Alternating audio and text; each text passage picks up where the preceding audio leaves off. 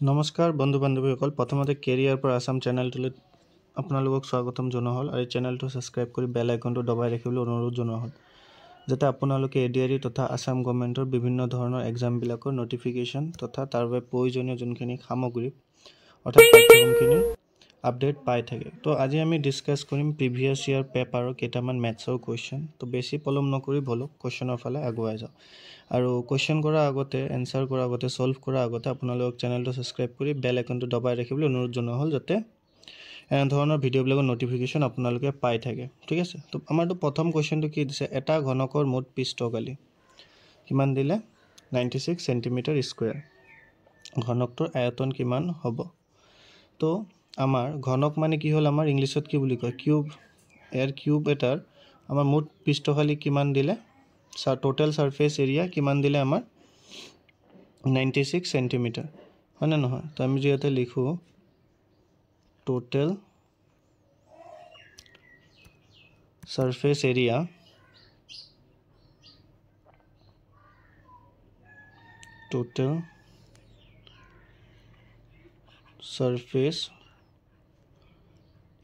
কিমান দিলে আমাৰ 96 সেন্টিমিটাৰ হয়নে 96 সেন্টিমিটাৰ স্কয়াৰ ঠিক আছে আৰু টোটাল সাৰফেস এৰিয়াৰ আমাৰ ফৰ্মুলা কি হয় ফৰ্মুলাটো আমাৰ কি হয় টোটাল সাৰফেস এৰিয়াৰ আমাৰ 6a স্কয়াৰ ওকে তো 6a স্কয়াৰ আমাৰ কিমান দিছে 96 সেন্টিমিটাৰ স্কয়াৰ হয়নে তো আমি 6 এদি কাটিলো 96 ত কিমান পাম আমি 16 সো a স্কয়াৰ আমি কিমান পালো 16 সেন্টিমিটাৰ স্কয়াৰ হয়নে সো আমি a কি পাই যাম 4 cm কিমান পাই যাম 4 cm এতিয়া আমাৰ কি ওলাব দিছে ঘনকটোৰ আয়তন therefore আমি যে ভলিউম ওলাও আমাৰ কি হয় ভলিউমৰ formula a cube so a cube আমাৰ কিমান হৈ যাব 4 কিউব হয়নে আৰু এটা 4 কিউব হৈ গল আমাৰ কিমান হৈ গল 64 সেন্টিমিটাৰ কিউব ওকে সো আমাৰ কি হৈ যাব অপচন ডি কাৰেক্ট আনসাৰ হ'ব পিছৰ কোৱেশ্চনটো চাও নেক্সট কোৱেশ্চনটো আমাৰ কি দিলে কোনো দুটা বৃত্তৰ ব্যাসৰ অনুপাত 2:3 বৃত্তৰ কালিৰ অনুপাত কিমান হ'ব হয়নে নহয় সো আমাৰ মানে এনেকুৱা দুটা বৃত্ত দিছে এটোৰ ব্যাস আমাৰ কিমান দিছে ধৰি ললো আমি 2 আৰু এটোৰ ব্যাস আমাৰ কিমান দিছে আমি ধৰি ললো 3 ওকে সো 2 আৰু 3 দি ধৰিলে আমাৰ কি হ'ব ব্যাস তো ব্যাসাৰ্ধ কিমান হ'ব 1 আৰু এটোৰ কিমান হ'ব আমাৰ 1.5 তো আমি 1 পইণ্ট যেহেতু 5 আছে ডেসিমেলত আছে সেই কাৰণে আমি এটো কি কৰিলম নাম্বাৰত লৈ আহিম তো ডেসিমেলৰ পৰা আনিব হলে আমি কি কৰিম দুইটা সাইড 2 2 ইনটু কৰি ললে আমি কি পাই যাম এফালে পাই যাম আমি 2 আৰু এফালে আমি কিমান পাই যাম 3 ঠিক আছে 2 আৰু 3 ওকে আৰু 2x এটো আমাৰ কি হৈ গল এতিয়া 2x ধৰি ললো আৰু 3x কি পালো আমি 3x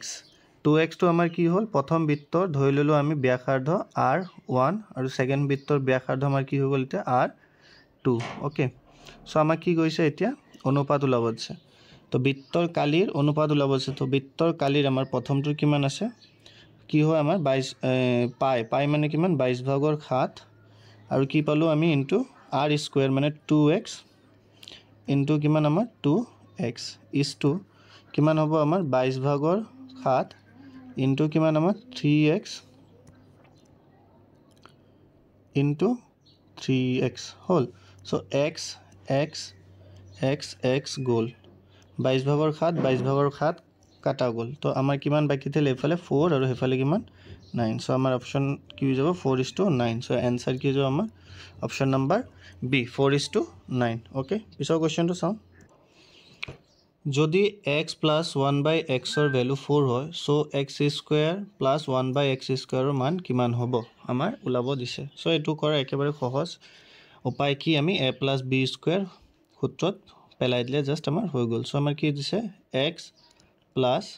1/x equal কিমান আমাৰ 4 হয়নে নহয় সো আমি একাৰণে কি কৰিলো দুইটা সাইডক আমি তে কি কৰি দিম স্কয়াৰ কৰি দিম so x plus 1/x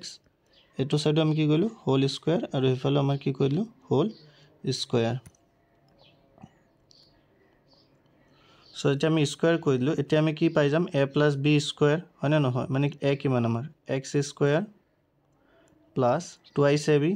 2 into a কিমান আমাৰ x into কি হ'ব আমাৰ 1/x 2ab হৈ গল প্লাস কি আমাৰ b স্কয়াৰ মানে 1/x হোল স্কয়াৰ হয় না ইকুৱেল আমাৰ কিমান হৈ যাব 16 কিমান পাই গল আমি 16 সো x কি গল কাটা গল আৰু এফালে এতিয়া আমি কি কৰিম যে x স্কয়াৰ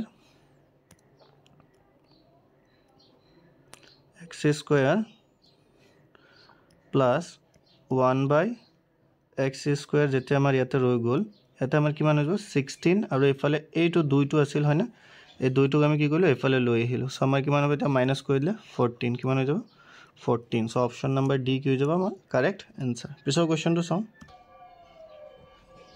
কি দিলে আমাৰ কোৱেশ্চনটো 12 সেন্টিমিটাৰ বাহুৰ দৈৰ্ঘ্যৰ সমবাহু ত্ৰিভুজ এটাৰ কালি উলিয়া তো সমবাহু ত্ৰিভুজ আমাৰ বেসিক্যালি হয় কি যাৰ কি থাকে তিনটা বাহু আমাৰ কি সমান মানে এটো 12 আৰু এটো কি হ'ব আমাৰ 12 হয় না নহয় এটো ত্ৰিভুজ আমাৰ কালি উলাব দিছে যাক ইংলিশত কি বুলি কয় ইকুইলেটাৰাল ট্ৰায়াঙ্গল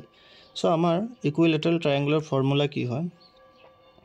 আমি যদি চাও তো কি হয় আমাৰ এৰিয়া আমি লিখিলো এৰিয়া অফ দা ট্ৰায়াঙ্গল আমি যদি চাও তো আমাৰ কি হয় সমবাহু ত্ৰিভুজৰ ফৰ্মুলাটো কি হয় আমাৰ √3/4 a square okay √3/4 a square so √3 জায়গাতে থাকক a স্কয়াৰ আমাৰ কিমান হৈ যাব 1 কিমান দিছিল আমাৰ 12 মানে কিমান আমাৰ 12 স্কয়াৰ মানে কিমান 12 *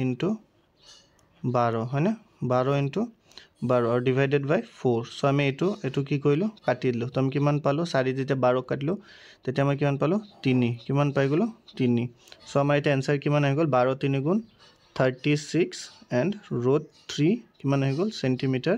স্কয়ার সো আপোনাৰ অপশন কি হৈ যাব ডি কারেক্ট आंसर হ'ব ঠিক আছে কিবা ডাউট থাকিলে কমেন্টত জনাবা আৰু ভিডিওটো লাইক কৰি দিবা কি দিলে নেক্সট কোৱেশ্চনটো ৰবিয়ে পাকঘৰৰ মজিয়া কিছুমান বৰ্গাকৃতিৰ টাইলছৰে খচিত কৰিবলৈ জুজা কৰিছে আমি ধৰিলো ৰবিৰ এনেকুৱা এটা পাকঘৰ আছে তো ইয়াতে কি কৰিব ভিতৰত এনেকুৱা টাইলছ লগাব ওকে এনেকুৱা কি কৰিব টাইলছ লগাব প্ৰতিটো টাইলছৰ বাহুৰ দৈৰ্ঘ্য এটা টাইলছৰ বাহুৰ দৈৰ্ঘ্য কিমান মানে 10 কিমান 10 আৰু টাইলছৰ কি দিলে বাহুৰ দৈৰ্ঘ্য আচ্ছা ঠিক আছে ইয়াতে আমি কি বুজি পাব লাগিব যে প্ৰতিটো টাইলছৰ যে বাহুৰ দৈৰ্ঘ্য কৈছে তেতিয়া হলে এটা আমাৰ বৰ্গাকৃতিৰ টাইলছ হৈছে ওকে তো ৰবিক প্ৰয়োজন হোৱা টাইলছৰ পৰিমাণ আৰু পাকঘৰটো দিক আমাৰ কিমান দিছে 2.4 আৰু প্ৰস্থ আমাৰ কিমান দিলে 1.6 মিটাৰ ওকে সো আমাৰ কি হ'ব ৰবিক প্ৰয়োজন হোৱা টাইলছৰ সংখ্যা ওলাব দিছে একাৰণে আমি কি কৰিম এই গুটে ঘৰটোৰ এৰিয়া দি এটা টাইলছৰ এৰিয়া কি কৰিম আমি ডিভাইড কৰি দিব লাগিব ওকে সো আমি কৰিম কেনেকৈ সো ফাৰ্স্টত আমি কি উলাই লিখি ললো যে 2.4 মিটাৰ এটা সেন্টিমিটাৰত আছে আমাৰ বাহুৰ দৈৰ্ঘ্যটো সেই কাৰণে আমি এটো সেন্টিমিটাৰত লৈ গলে কিমান হ'ব 240 সেন্টিমিটাৰ ওকে আৰু এটা আমাৰ কি দিছে এতিয়া আৰু এটা আমাৰ কিমান দিলে 1.6 মিটাৰ এটো আমাৰ কিমান হৈ যাব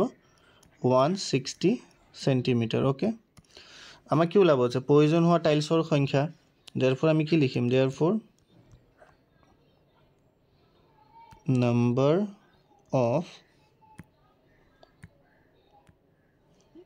number of tiles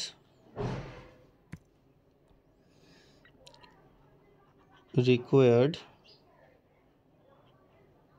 equal আমাৰ কিমান হ'ব area of the room divided by area of a tiles কি হ'ব area of the room divided by কি হ'ব আমাৰ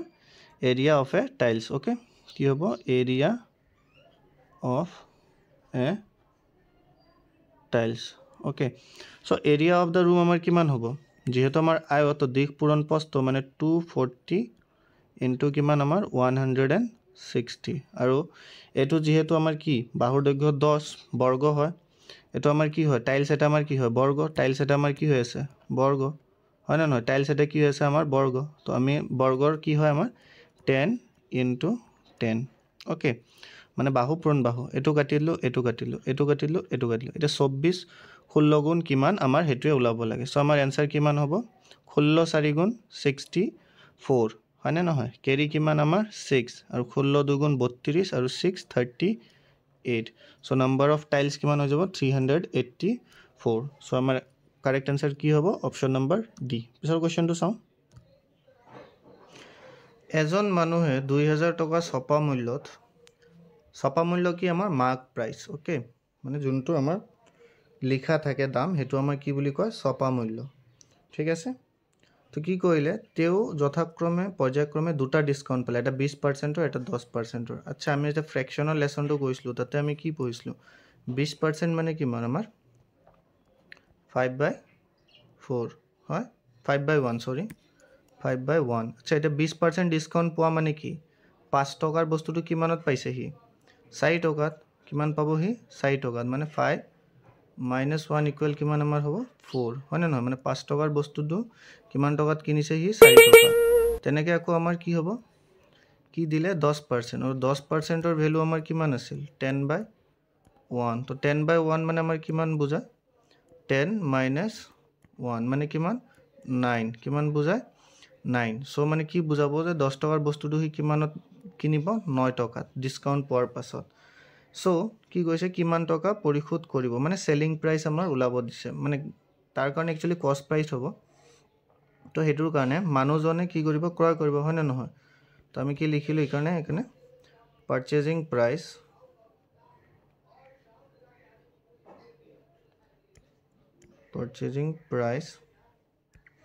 ইকুয়াল আমাৰ কি হ'ব বস্তুটোৰ দাম কিমান আছিল আমাৰ 2000 কিমান আছিল 2000 ফাৰ্স্টত এটা ডিসকাউন্ট কিমান পাইছিল 5 টকাৰ বস্তুটো মানে 4 টকাকে কিনিছিল হেতু এটা ডিসকাউন্ট পাইছিল মানে 20% ৰ ডিসকাউন্ট যোনটো আছিল নেক্সট আৰু কিমানৰ পাইছিল 10% সো মানে কিমান 10 টকাৰ বস্তুটো আকৌ 9 টকাত কিনিছে তেও হয়নে ইয়াৰ